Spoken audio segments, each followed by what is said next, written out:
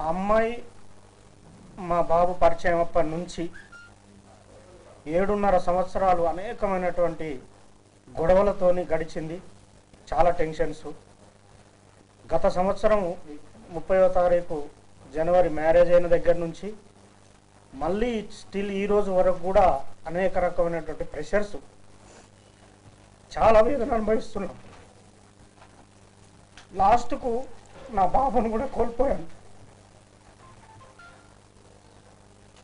ఆ హత్యను చూసి చాలామంది ఏడ్చారు, బాధపడ్డారు. కానీ ఒక తండ్రిగా నాకెంత బాధ ఉంటుందో అర్థం చేసుకో. సరే, జరిగింది. చంపిన తర్వాత కూడా మళ్ళీ నా కుటుంబం వెంట పడటము, రకరకాలుగా వేరే వాళ్ళని పంపించటము, ఏదో రకంగా అమ్మాయిని తీసుకుపోవాలనటము. అమ్మాయి కూడా మా మీద, మా ఇంట్లో చూపించినటువంటి ప్రేమతోనే మా దగ్గరికి వచ్చింది.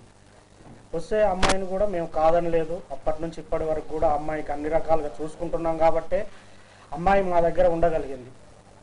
ఈరోజు అమ్మాయి కడుపులో ఉన్నటువంటి బాబు, పాపో బాబో మాకు మొన్నటి వరకు తెలియదు.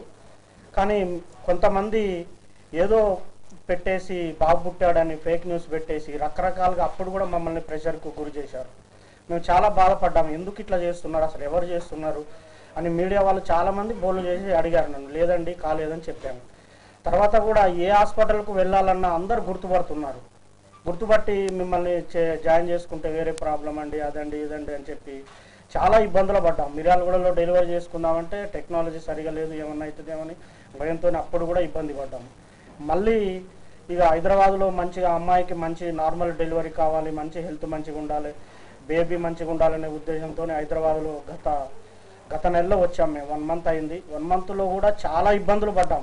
ఎవరికి తెలియకుండా సీక్రెట్ ప్లేస్లో పోలీస్ ప్రొటెక్షన్లో ఉండి పాపకు నొప్పులు వచ్చినప్పుడు తీసుకెళ్ళి హైదరాబాద్ హాస్పిటల్లో, ప్రైవేట్ హాస్పిటల్లో మాట్లాడుకొని మంచి ట్రీట్మెంట్, కాస్ట్లీ ట్రీట్మెంట్ ఇప్పించి ఆ దేవుని దయ వల్ల బాబు తర్వాత అమ్మాయి కూడా ఇద్దరు క్షేమంగా ఉన్నారు.